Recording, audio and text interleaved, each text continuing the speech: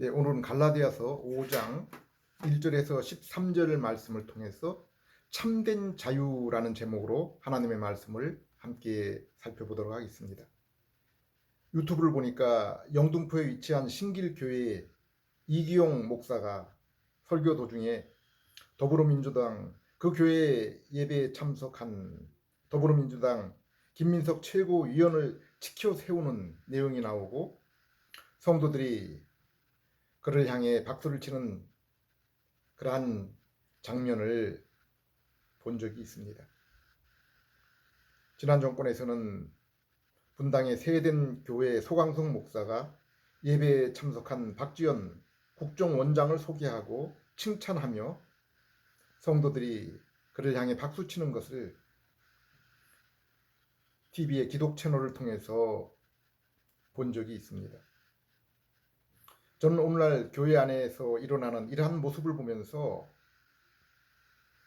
고린도서 2장 15절 말씀이 떠올랐습니다. 신령한 자는 모든 것을 판단하나 자기는 아무에게도 판단을 받지 아니하느니라. 성도는 영안, 곧 영적인 안목을 지닌 사람들입니다. 그래서 하나님을 본 자들, 하나님을 아는 자들입니다. 육에 속한 사람은 하나님의 성령의 일들을 받지 아니하나니 이는 그것들이 그에게는 어리석게 보임이요 또 그는 그것들을 알 수도 없나니 그러한 일은 영적으로 분별되기 때문이라. 우리는 중생과 영적인 눈이 열려서 하나님이 보내신 자 예수 그리스도를 알아보고 믿어서 생명과 함께 영생과 함께 하늘에 속한 모든 신령한 복을 얻은 자들입니다. 요한복음 17장 3절에 영생은 하나님과 그의 보내신 자 예수 그리스도를 아는 것이라고 했습니다. 그렇다면 이처럼 영적인 일, 하늘의 일을 아는 성도는 세상 일도 세상도 판단, 곧 분별할 수 있는 능력이 있다고 바울은 말하고 있는 것입니다. 요한복음 3장에서 예수님은 니고데모에게 이스라엘의 스승이라고 하는 니고데모가 중생에 대한 예수님의 질문에 대답을 하지 못할 때에 책망을 하시면서 12절에 내가 땅의 일을 말하여도 너희가 믿지 아니하거늘 하물며 하늘의 일을 말하면은 어찌 믿겠느냐고 했습니다. 에스겔서 36장 25절에서 27절 말씀을 비롯한 인간이 성령을 통해서 새롭게 됨을 중생의 그 역사에 대해서 구약 성경은 분명히 말씀하고 있고 성경과 율법의 선생인 니고데모 또한 그 내용을 잘 알고 있습니다. 그러나 니고데모는 중생을 오직 이론적으로 피상적으로 지식으로만 알고 있지만은 체험하지 못했습니다. 중생하지 못했습니다. 여기서 성경이 말씀하신 지식, 그 알문 니고데모처럼 피상적인 그러한 지식이 아닌 인격적인 체험적인 그러한 지식, 지성과 그리고 감정과 참 의지를 포함한 그 인격적인 알물을 말하고 있는 것입니다. 사진으로 본 그 호랑이와 산에서 직접 만난 호랑이는 다른 것입니다. 그러므로 예수님은 중생에 대한 지식, 실제적인 체험이 없는 니고데모에게 그러한 상태에서는 더욱 깊은 그 하늘의 영적인 지식을 그 세계를 가르칠 수가 없었던 것입니다. 그러므로 예수님은 이스라엘의 선생들인 바리새인 서기관들을 향해서도 너희가 시대는 분별하면서도 천기 하늘의 일들은 분별할 수 없느냐고 책망했던 것입니다. 창세기 1장 27절 28절 2장 15절을 보면은 하나님은 아담을 하나님의 모습으로 창조하시고 그가 피조 세계를 다스리며 사람들을 가르치고 또 하나님을 예비하는 사명을 맡기셨습니다. 곧 왕, 선지자, 제사장으로서의 직분입니다. 하나님은 아담에게 이러한 직분을 맡기시기 전에 그 직분을 감당할 능력을 먼저 주셨습니다. 그것은 골로새 3장 10절, 에베소 4장 24절을 보면은 지식과 인격에 관한 그러한 부분입니다. 창세기 4장 26절에 셋의 후손들이 여호와의 이름을 불렀다고 했는데 이것은 타락 이후 최초의 예배라고 볼 수 있습니다. 하나님은 그들에게 먼저 하나님 자신에 대한 이름, 지식을 알려주셨기 때문에 그들이 하나님을 알고 예배를 드린 것입니다. 신약의 성도들 또한 예수님이 스스로 보이신 그 하나님의 이름과 또 가르침을 따라 하늘에 계신 우리 아버지여라고 이름을 부르며 기도할 수 있게 된 것입니다.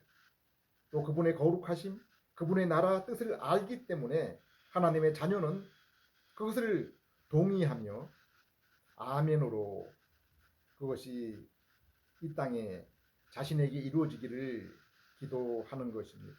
성도는 이처럼 하나님과 그분의 뜻을 알며 순종하는 자들입니다. 그런데 아담에게는 이러한 하나님을 알며 사명을 감당할 지식과 능력, 곧 인격을 지녔지만은 그것이 아직 영원한 것은 아니며 그리고 그러한 것이 변함없는 확고한 것이 아담에게 확고한 것은 아직 아니었습니다. 선악과 열매를 통해 시험을 받을 수 있는 그래야 그것을 잃어버릴 수 있는 그러한 상태였습니다. 그리고 마침내 아담은 사단의 시험으로 하나님이 정하신 선악의 기준에 순종하지 않고 자신이 정한 선악의 기준을 따라 살아가게 된 것입니다. 이것이 죄입니다. 불순종입니다. 로마서 1장 18절 이후에서 이것을 잘 설명하고 있습니다. 하나님은 하나님이 만드신 피조 세계를 통해서 하나님의 능력과 신성을 나타내셨지만은 이 땅의 죄인들은 하나님께 영광을 돌리는 대신에 우상 종교를 만들고 그에 따라 자신의 생각과 정욕대로 살게 되었다고 했습니다. 에베소 2장 1절에서 3절에서도 죄 가운데 영적으로 죽은 죄인들은 육체의 욕심과 자기의 마음에 원하는 것을 하여 마귀의 종노릇하며 그로 인해 하나님의 진노, 심판을 기다리는 존재들이라고 했습니다. 오늘날 세상을 보십시오. 우리나라의 작금의 상황을 보면은 자유민주주의 체제와 공산사회주의 체제의 체제 싸움이 치열하게 진행되고 있으며 외관상으로는 입법, 사법, 행정의 모든 부분에서 공산사회주의 체제로 거의 넘어가 있는 상태입니다. 넘어가 버린 상태입니다. 물론 저는 이러한 외적인 분위기와는 달리 우리 하나님의 선하신 능력과 인도하심이 이 땅에 일어날 것을 기대하고 있습니다. 로마서 9장 29절에 말씀하신 것처럼 이 자유 대한민국에 하나님이 남겨놓으신 씨가 소수라도 남아 있을 것으로 생각하기 때문입니다. 이사야가 미리 말한 바 만일 만군의 주께서 우리에게 씨를 남겨두지 아니하셨더라면은 우리가 소돔과 같이 되고 고모라와 같았으리로다 함과 같으니라. 계시록 11장의 두 증인인 이 땅의 교회를 보십시오. 하나님이 이 땅에서 교회에 남겨진 사명을 다할 때까지는 놀라운 능력으로 그들과 함께 하시고 그 사명의 때가 맞춰진 후에 세상 사람들의 눈에는 어리석고 패배한 것처럼 보이게 하시는 것입니다. 예수님의 12제자 바울의 최후의 모습을 보십시오.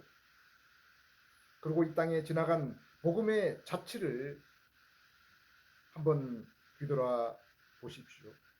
하나님은 소아시아에서 복음의 그 선교의 발걸음을 아시아보다는 먼저 유럽으로 향할 수 있도록 그 걸음을 정하셨습니다. 그리하여 우리나라에는 마지막 때의 복음이 전하여진 것입니다. 오늘날 최초의 복음의 발상지 예루살렘, 다마스커스, 안디옥, 소아시아의 교회들의 모습을 한번 찾아보십시오. 우리는 오늘날 그 흔적조차 찾기가 어렵게 된 것을 볼 수 있습니다. 제 개인적으로는 마지막 불꽃이, 복음의 불꽃이 미국과 우리나라에 참으로 아슬아슬하게 힘겹게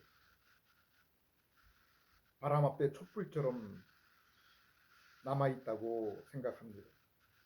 계시록 12장 11절에 이 땅의 증인인 성도에게 어린 양의 피와 그 입술에 증가할 그 사명이 남아있다면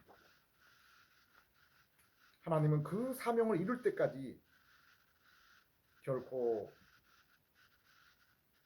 이 땅에 그 교회를 거둬가지 않으시고 그 사명으로 인해서 세상을 이기게 하시는 것입니다. 이 땅의 성도가 얼마나 존귀한 자들입니까? 아담은 아직 영생과 소망에 대해서 미완성, 불확실한 상태였고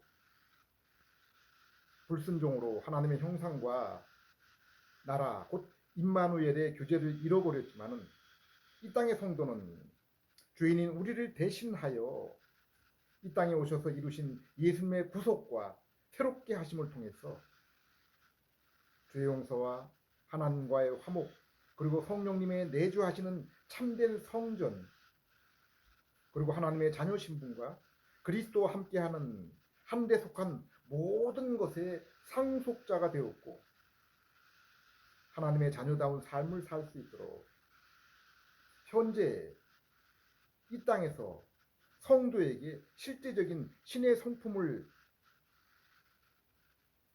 지닌 자녀들이 되게 하신 것입니다. 곧 참된 왕, 선지자, 제사장이신 마지막 아담 예수님께 믿음으로 연합하여 성도인 우리 또한 그리스도와 함께 진정한 왕, 선지자, 제사장이 되었고 그 역할을 감당하고 있는 것입니다. 베드로전서 2장 9절 그러나 너희는 택하신 족속이요 왕 같은 제사장들이요 거룩한 나라요 그의 소유가 된 백성이니 이는 너희를 어두운 데서 불러내어 그의 기이한 빛에 들어가게 하신 이의 아름다운 덕을 선포하게 하려 하심이라. 구약 성경의 중생한 성도들의 모습을 보십시오. 요셉, 다니엘, 아브라함, 이삭, 야곱, 다윗. 세상은 그들을 자신과 다른 어떤 것이 그들에게 있음을 세상이 스스로 그것을 알고 인정했습니다. 신약 성경에서 사도행전의 예수님의 제자들 바울을 보십시오. 그들이 하나님을 아는 영적인 눈이 열렸을 때 세상 사람들 통치자 또한 이들의 지혜와 지식 능력이 자신들과는 비교할 수 없는 어떤 것이 있음을 알고 인정하고 놀랐습니다. 고린도서 1장에서도 하나님은 세상에 미련하고 약한 것들을 택해서 세상에 보여롭고 강하고 지혜로운 자들을 부끄럽게 했다고 했습니다. 한번 보십시오. 인간은 만물의 영장입니다. 그래서 아무리 짐승이 뛰어나도 피조물이 뛰어나도 인간을 뛰어넘을 수가 없고 피조물인 그 짐승이 인간을 이해할 수 없습니다. 그러므로 판단할 수도 없는 것입니다. 그러나 인간은 짐승을 판단할 수 있고 피조 세계를 판단할 수 있고 다스릴 수 있습니다. 그러나 인간은 하나님을 인간 스스로 알 수 없고 판단할 수 없습니다. 하나님은 창조주, 섭리주, 심판의 하나님이시오. 인간은 그분의 손으로 지으심을 받은 피조물이기 때문입니다. 그런데 하나님은 죄인인 인간 가운데 특정한 택하신 자들, 곧 성도들에게는 예수 그리스도를 통해서 성령님을 보내주셔서 하나님을 알게 하셨습니다. 그리스도의 마음, 하나님의 마음을 지니게 하신 것입니다. 그러므로 그로 인해 성도가 인간 자신을 알며 피조 세계 또한 더욱 분명하게 알게 하신 것입니다. 이것이 고린도전서 1장 30절의 말씀입니다. 너희는 하나님으로부터 나서 그리스도 예수 안에 있고 예수는 하나님으로부터 나와서 우리에게 지혜와 의로움과 거룩함과 구원함이 되셨으니 인생은 오직 그리스도를 통해서 죄인인 인생은 오직 그리스도를 통해서 구원 곧 하나님 앞에 의롭게 되는 자격과 하나님과 교제할 수 있는 거룩한 성품을 얻게 되며 지혜 곧 거룩한 하나님을 알물 통해서 인간 자신과 세상을 알며 판단할 수 있게 된 것입니다. 고린도서 3장 21절에서 23절에는 이 땅의 성도가 어떤 존재인지를 설명해 주고 있습니다. 21절에서 23절 그런즉 누구든지 사람을 자랑하지 말라. 만물이 다 너희 것이니라. 바울이나 아볼로나 게바나 세계나 생명이나 사망이나 지금 것이나 장래 것이나 다 너희의 것이요 너희는 그리스도의 것이요 그리스도는 하나님의 것이니라. 19절 20절에는 주님은 이 세상의 지혜로운 자들의 생각을 헛것으로 만들며 이 세상에 지혜 있다고 생각하는 자들이 자기께 스스로 빠지게 하신다고 했습니다. 19절 20절 이 세상의 지혜는 하나님께 어리석은 것이니 기록된 바 하나님은 지혜 있는 자들로 하여금 자기 꾀에 빠지게 하시느니라 하였고 또 주께서 지혜 있는 자들의 생각을 헛것으로 아신다 하셨느니라. 그런데 이에 비해 성도는 어떤 자들입니까? 하나님의 마음과 생각을 통찰하는 알고 계시는 성령님을 그 마음에 모시고 있는 자들입니다. 그러므로 성도는 그리스도의 마음을 하나님의 마음을 가졌다고 할 수 있습니다. 예수님은 오순절에 예수님이 보내신 성령님을 통해서 이제 교회와 성도가 예수님이 공생에 하신 일보다 더 큰 일들을 할 것이라고 했습니다. 할 수 있을 것이라고 했습니다. 사도와 교회를 통해서 오순절 이후에 세상에 이루신 일들이 사도행전에 나오지 않습니다. 죽은 자를 살리고 병든 자, 귀신 들린 자를 고치고 심지어 그들의 그림자를 밟거나 그들의 손수고만 만져도 그러한 일들이 일어났습니다. 베드로의 설교에 3천 명, 5천 명의 영혼이 하나님께 돌아왔습니다. 성도는 하나님의 자녀 상속자이며 또한 예수님의 제자들 바울도 다 성도의 것이라고 했습니다. 성도를 위해서 이 땅의 교회를 위해서 존재하는 자들이라고 했습니다. 그들은 교회와 성도들에게 바로 이 생명의 진리, 예수님에 관한 그 소식을 전해주기 위해서 존재하는 자들이기 때문입니다. 또한 세계와 생명과 사망, 곧 이 땅의 모든 그 피조 공간, 그리고 지금 것이나 장래 것, 이 땅의 시간 또한 모든 성도들을 위한 것이라고 했습니다. 그러므로 성도라면은 누구든지 사람을 자랑해서는 안 되는 것입니다. 아무리 유명한 목사, 설교자라도. 왜 그렇습니까?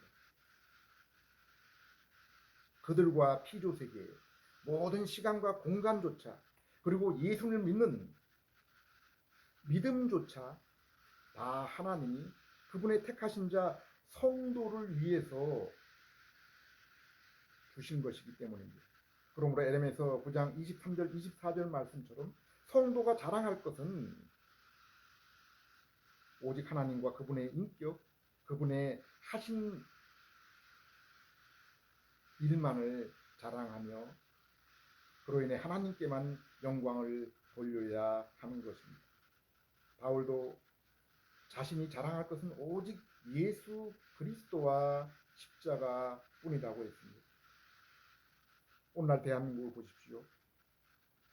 나라의 자유를 홍콩처럼 중국 공산당에게 통째로 빼앗기게 생겼습니다. 속국이 되게 생겼습니다.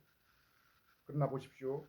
이스라엘이 애굽에서 해방된 것, 바벨론 포로에서 돌아온 것, 또 우리나라의 경우에도 수십 년 전에 대한민국이 일제에서 북한, 소련, 중국 공산주의자들의 침략에서 자유민주주의를 지키게 된 것은 결코 우리의 힘으로 된 것이 아닙니다. 우리 육신의 세상도 자유가 없으면 참된 평화, 기쁨, 활력과 생기가 사라지는 것입니다. 그런데 성도는 어떤 자들입니까? 진정한 자유를 위해서 하나님이 부르신 자들입니다.